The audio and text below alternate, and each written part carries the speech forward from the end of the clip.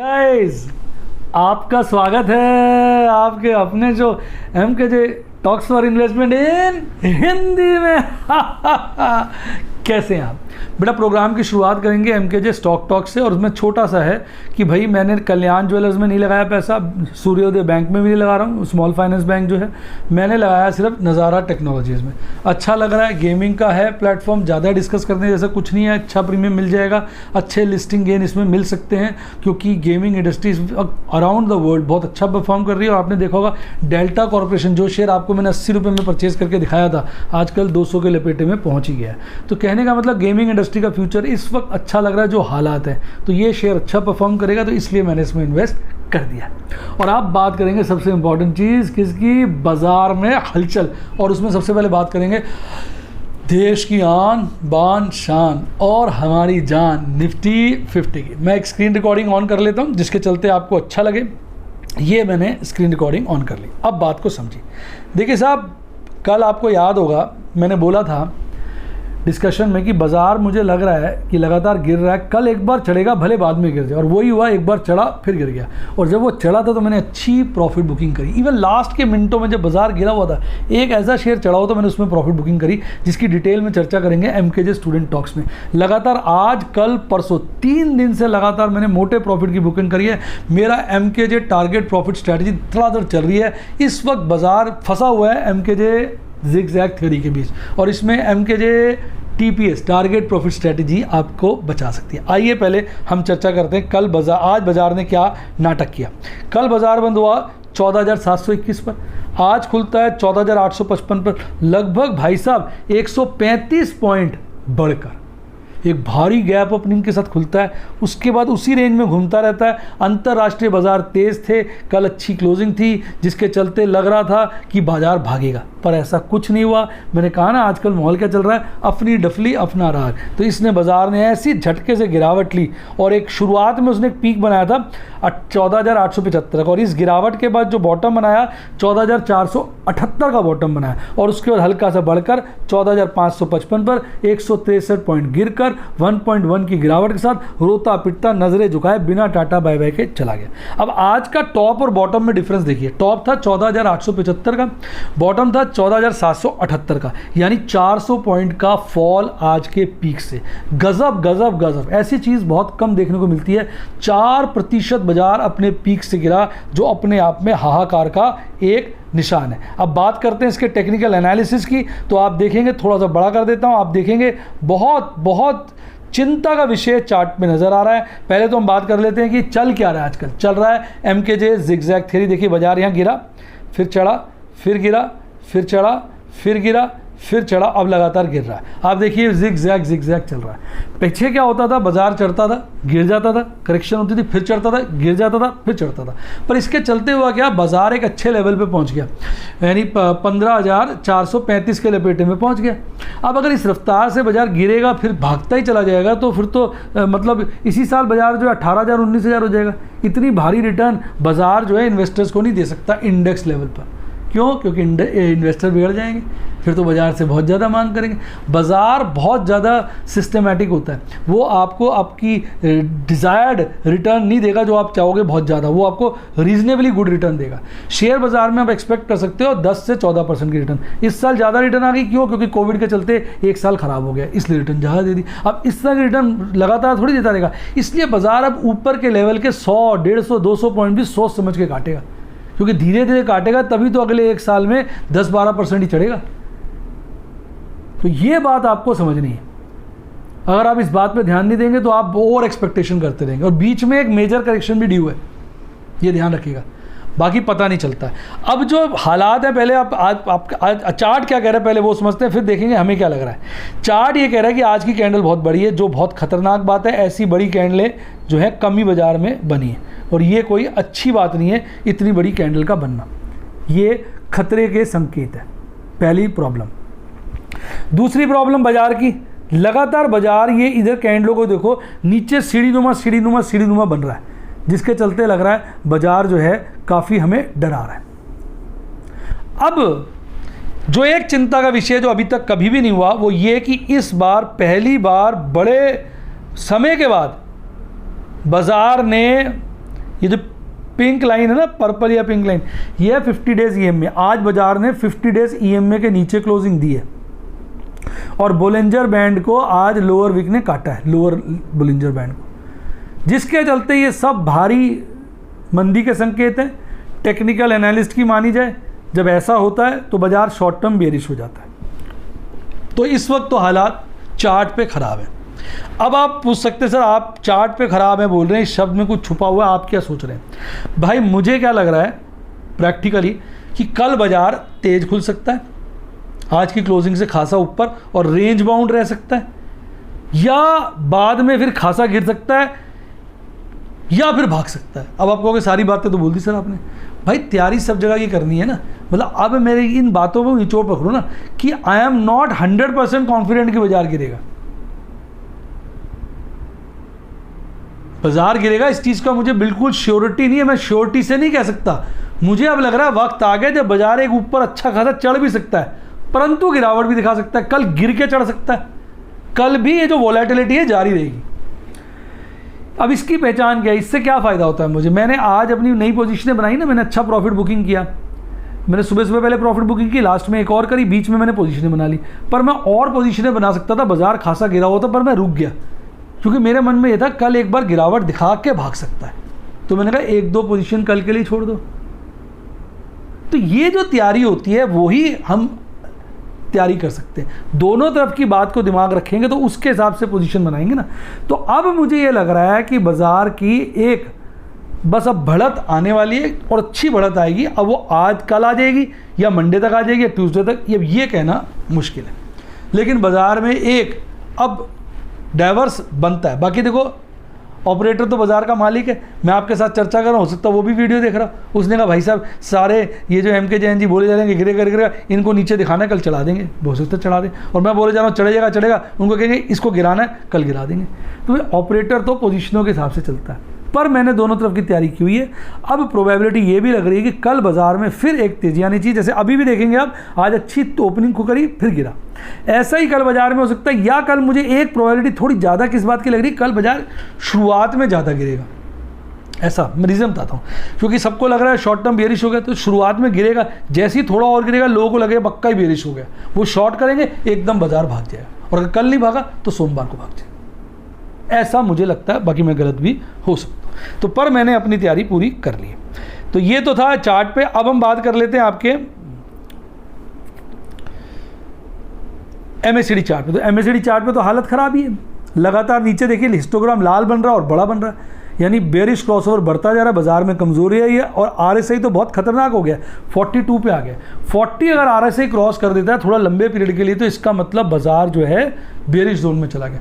जब तक RSI 40 से 80 के बीच रहता है तो लॉन्ग टर्म बाजार बुलिश है। तो अभी वो तो खतरे का संकेत नहीं है, पर इस वक्त आप RSI देखेंगे अपने लोएस्ट लेवल पे आ गया। मुझे लगता है सूनर लेटर अब ये कवर कर जाएगा, इसी वजह से मैं कह रहा हूँ। अब हम बात कर लेते हैं आज के परफॉर्मेंस की। तो वो है सबसे टॉप पे था ITC, जिसमें 3% से ज़्यादा की तेजी आई, followed by Bajaj auto, Hindalco, Grasim and MM।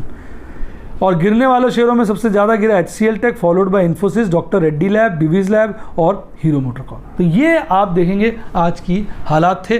3% से ज़्यादा गिरने वाले अगर आप देखेंगे तो 4 शेयर थे, और 3% से ज़्यादा चढ़ने वाला केवल एक ही शेयर था।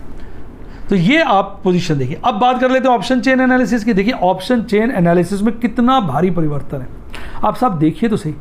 इस वक्त अगर आप देखेंगे, आप ध्यान से देखिए, कॉल का ओपन इंटरेस्ट सबसे ज़्यादा आप देखिए कहाँ बढ़ा है, 16,000 पे बढ़ा है, बेइंतहा बढ़ गया, और 15,000 पे भी बहुत अच्छा बढ़ा है। पर 16 पे इतना बढ़ा है कि वो हाईएस्ट ओपन इंटरेस्ट का लेवल हो गया, सेकंड हाईएस्ट 15,000 हो गया, और थर्ड हाईएस्ट आपका 15,500 है। वहाँ पर भी कॉल का ओपन इंटरेस्ट बढ़ा है। इवन 14,500 पे भी देखोगे कॉल का ओपन इंटरेस्ट बढ़ा है, देख रहे हैं। तो इस वक्त बाजार में मेरे हिसाब से बहुत बड़ी रेसिस्टेंस है 15,000 क्रॉस करना बाजार के लिए मुश्किल है, और 14,500 रेसिस्टेंस डेवलप कर रहा है। अब सपोर्ट की बात करें, सबसे ज़्यादा ओपन इंटरेस्ट 14,500 के लेवल पे, जहाँ पर ओपन इंटरेस्ट 31,000 है। कहीं ना कहीं 14,500 पे पुट का ओपन इंटरेस्ट सबसे ज़्यादा है, तो 14,500 पुट को ज़्यादा रिस्पेक्ट करेगा, जिसके चलते मुझे लगता है कि बाजार 14,500 के नीचे ज़्यादा टिक नहीं सकता। और अगर नीचे की तरफ देखेंगे तो 14,000 के लेवल पे और ओपन इंटरेस्ट बढ़ गया, 15,000 के लेवल पे कम हुआ है। मैं पुट के ओपन इंटरेस्ट की बात कर रहा हूँ। तो मुझे लग रहा है 14,500 इस वक्त का बॉटम सा है, और जो पीक है मुझे 15 लग रही है। बाजार 14,500 और 15 के बीच ही मूवमेंट लेता हुआ मुझे लग रहा है।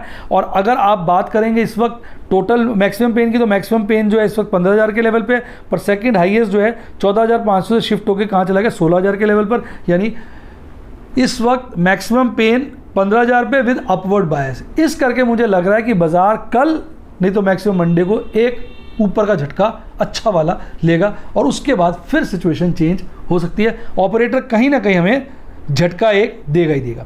अब बात कर लेते हैं आपके एफआईज डीआईज की। तो एक भयंकर आप अजीब सी बात देखेंगे, एफआईज खरीदी जा खरीदी जा खरीदी जा, डीआईज बेची जा बेची जा बेची जा। नेट में खरीदारी है फिर भी बाजार गिरा हुआ है, नेट में खरीदारी है फिर भी बाजार गिरा हुआ है। एफआईज को देखिए, कल भाई साहब 2600 करोड़ से ज़्यादा की नेट खरीदारी करी, आज 1250 से ज़्यादा 1250 करोड़ से ज़्यादा की नेट खरीदारी करी। डीआईज तो बेच ही रहे हैं माल, कल 562 करोड़ की नेट बिकवाली करी, आज 1100 करोड़ से ऊपर 1116 करोड़ की नेट बिकवाली करी, जिसके चलते कल तो भयंकर नेट खरीदारी आई थी 2000 से ऊपर की, 2000 से अपवर्ड की आई थी। और आज भी है ठीक ठाक सी है, 142 करोड़ की नेट खरीदारी है, 142 करोड़। फिर भी बाजार गिरा। इसका क्या मतलब है? कहीं ना कहीं गेम चल रहा है, गेम चल रहा है, गेम चल रहा है। तो भैया मुझे लग रहा है आज नहीं तो कल एक स्पाइक आ जाएगा। अब बात करेंगे किसकी? आपके प्यारे राज दुलारे निफ्टी बैंक की। एक हल्की चर्चा उसकी भी कर लें। क्यों? क्योंकि देखिए निफ्टी बैंक सूना रह जाएगा उसकी चर्चा अगर हमने नहीं की तो। अब निफ्टी बैंक की देखिए बिल्कुल वैसा ही चार्ट है, आप ध्यान से देखिए, ज़्यादा मैं डिस्कस नहीं करूंगा।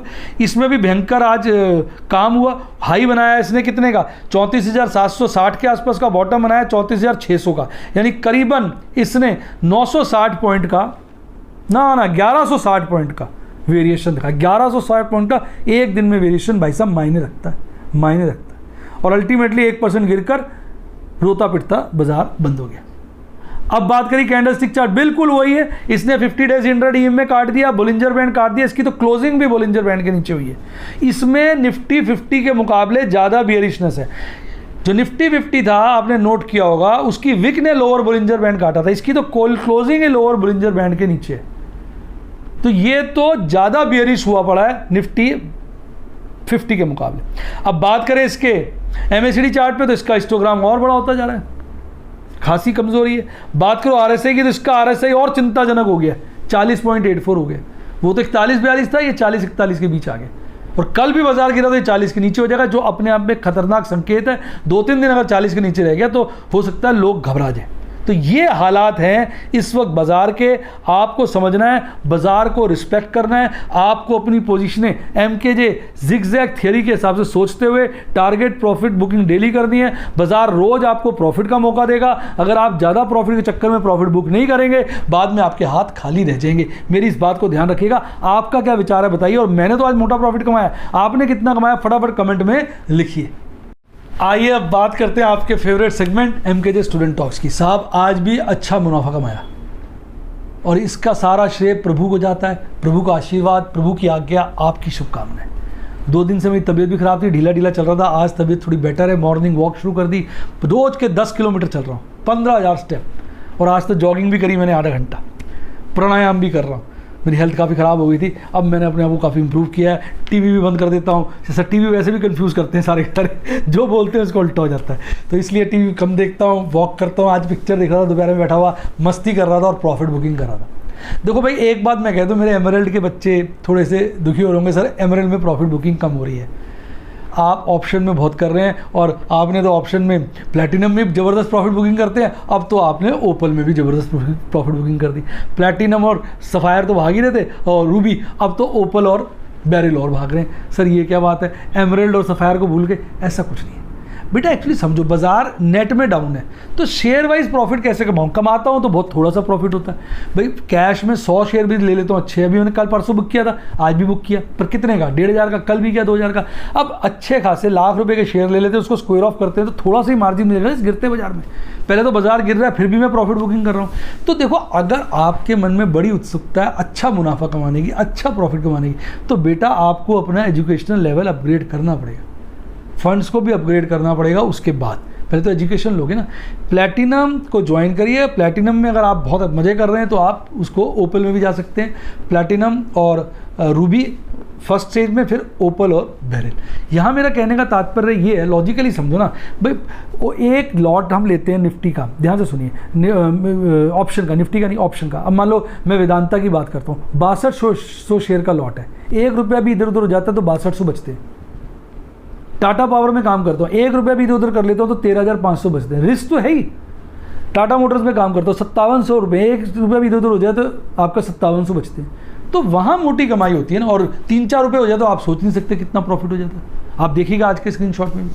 तो इसलिए अगर आपके पास फंड्स कम है और अभी आप सीख रहे हैं तो एमरेल्ड में खुश रहिए। कहिए उसमें बस एक ही बोलना है, अपना वक्त आएगा मोटा नोट छापेंगे, बस ये आपने सोचना है। और अभी करने दो ऑप्शन वालों को मजे, ऑप्शन वाले कमा रहे हैं, ठीक है। उसके बाद जब बाजार एकदम भागता है तो ऑप्शन में की जगह आप देखेंगे मैं एमरेल्ड में दबा के प्रॉफिट बुकिंग करता हूँ। पीछे कितने दिन ऐसा होता है एमरेल्ड की प्रॉफिट बुकिंग हो रही थी, ऑप्शन की थी नहीं।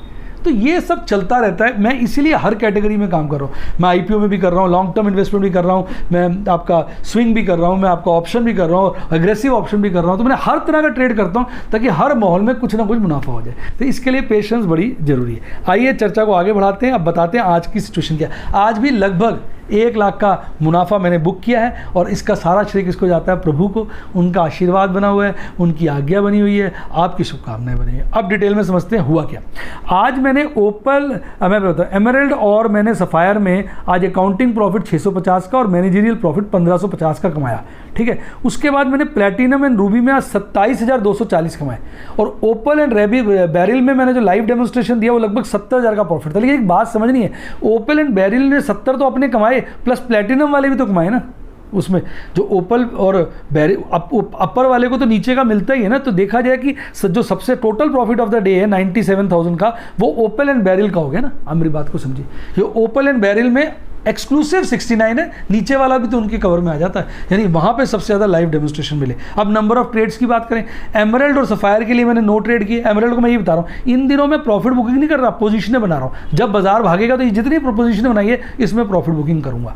अब इसके अलावा प्लैटिनम और रूबी में मैंने 4 ट्रेड किए और ओपल एंड बेरिल में 6 ट्रेड किए। जब बाजार एक रेंज में घूम रहा होता है ना, तो जैसे ही बाजार गिरता है तो एक in the money, at the money और नियर द मनी वाली पुट बेच के ज़्यादा मोटा प्रीमियम मिलता है। तो इन दिनों जब बाजार एक रेंज में घूम रहा है तो आप ये पाएंगे कि मेरे ओपल के ट्रेड थोड़े से बढ़ जाएंगे। और जब बाजार लगातार गिरता जाएगा और रेंज नहीं मारेगा, थोड़ा फॉल करता रहेगा, तो फिर प्लैटिनम के ट्रेड बढ़ जाएंगे। चढ़ता जाएगा तब भी प्लैटिनम के ट्रेड बढ़ जाएंगे। ऑल्दो मैं बैलेंस करके चलता हूँ, मुझे अब याद रहता है भी प्लैटिनम का नहीं दिया तो प्लैटिनम का खोज के डाल देता हूँ, बेरिल का नहीं दिया तो बेरिल का खोल के डाल देता हूँ। यानी प्लैटिनम और रूबी के ट्रेडों पे और बेरिल और आपके ओपल के ट्रेडों पे बैलेंस करके चलता हूँ। अगर आपने नोट किया होगा, ये फ़ायदा हुआ दोनों प्लान अलग अलग करने का, जिसका एक अच्छा फ़ायदा हुआ। आइए अब मैं आपको आज की स्क्रीनशॉट दिखा देता हूँ ताकि आपको मज़ा आए। देखिए, सबसे पहले मैंने वही SBI कार्ड के 50 शेयर जो कल खरीदे थे उनको स्क्वायर ऑफ किया, जिसमें मैंने बताया अकाउंटिंग प्रॉफिट 550 का और मैनेजरियल प्रॉफिट 1500 का। क्योंकि अकाउंटिंग में तो फीफो बिकेगा, मैनेजरियल में तो सबसे सस्ता खरीदा था 970 का, वो बेचा मैंने 1001 पे, तो मोटा प्रॉफिट हो गया। बाकी अगर कल भागा तो कल बेच दूंगा। अब उसके बाद मैंने SBI कार्ड को निपटाने के बाद मैंने वेदांता की पुट को स्क्वायर ऑफ किया 2.5 रुपये पे। अब देखिए ना, मोटा प्रॉफिट हुआ ना। एक पुट के अंदर 55,800 का प्रॉफिट हुआ। एक पुट में एक शॉट ठीक लगता है तो प्रॉफिट आधा लाख का हो गया एक ही पुट में। इसलिए मैं आपको कहता हूं कि आपको कम से कम इस दौरान प्लैटिनम का प्लान या रूबी का प्लान जरूर ज्वाइन करना चाहिए, ताकि ये एजुकेशन अगर आप मिस कर रहे हो तो लाइफ में बहुत जबरदस्त चीज मिस कर रहे हो। उसके बाद मैंने इंडसइंड टावर की जो 2-3 दिन पहले ली थी उसको स्क्वायर ऑफ किया और 16,240 घटक लिए। उसके बाद मैंने टाइटन की 2 पुट्टे बेच रखी थी, एक को स्क्वायर ऑफ किया, दोनों पुट्टों का प्रॉफिट 23,250 आ रहा है, तो हाफ कर लो मोटा मोटा, एक पुट का प्रॉफिट 11,000 11,500 के 12,000 के आसपास का आ गया। और उसके बाद जाते जाते ITC भाग रहा था, मेरे दिल से आवाज आ रही थी काफी भाग लिया सारा, कल या परसों गिर जाएगा। तो मैंने कहा इसकी पुट स्क्वायर ऑफ करो, मैंने उसकी पुट स्क्वायर ऑफ कर दी और मैंने उसमें भी 13,280 कमा ली। तो इसके चलते अगर आप देखेंगे तो एक अच्छी प्रॉफिट बुकिंग करी। आपने कितना प्रॉफिट कमाया ये मुझे जरूर बताइए, ताकि मुझे पता चल सके कि जो मेरे स्टूडेंट्स हैं वो MKJ जिगजैग थियरी के चलते MKJ TPS स्ट्रेटेजी से प्रॉफिट कमा पा रहे नहीं कमा पा रहे। कमेंट में बताइए कितना मोटा मुनाफा किया। और मजा आ रहा है तो वीडियो को लाइक करिए, शेयर करिए और सबसे जरूरी बात, मेरे चैनल को सब्सक्राइब करिए। और अगर आप भी मेरे स्टूडेंट बनना चाहें, सब्सक्राइब के साथ ज्वाइन का बटन ठोक दीजिए, सारे यूट्यूब के स्टूडेंट प्लान आ जाएंगे। और यही सब चीज़ें आप कहाँ सीखना चाहें, बोलिए बोलिए। व्हाट्सएप पे तो फ़ोन नंबर है 7011-323-077, 7011-323-077, डिस्क्रिप्शन बॉक्स में दिया हुआ है। अच्छी किताबों का लिंक भी डिस्क्रिप्शन बॉक्स में, और एक अच्छा डीमैट अकाउंट खुलवाइए जो लिंक डिस्क्रिप्शन बॉक्स में, उसी से खुलवाइए। प्रभु ने चाहा तो नोट छपेंगे। और सबसे ज़रूरी बात यह है टेलीग्राम चैनल का लिंक। साहब सुबह सुबह ही मूड बना लेते हैं, सुबह सुबह ही आइडिया बना लेते हैं बाजार देख के क्या होगा। आज सुबह देखा था बाजार तेज है, पहले ही बना लेते प्रॉफिट बुकिंग करूंगा, मजे से प्रॉफिट बुकिंग करी ताकि जब गिरा तो पैसे फ्री थे, फिर से पुट्टे बेचनी शुरू कर दी। तो ये जिसने टेलीग्राम चैनल मिस कर दिया उसने जीवन की एक मेन नॉलेज की चीज़ छोड़ दी, फ्री की knowledge, lot of knowledge I am giving you over there. उम्मीद करता हूँ मज़ा आ रहा होगा। इसी के साथ साथ bye bye, God bless you, happy investing, और आप स्टॉक मार्केट के बेताज बादशाह बने।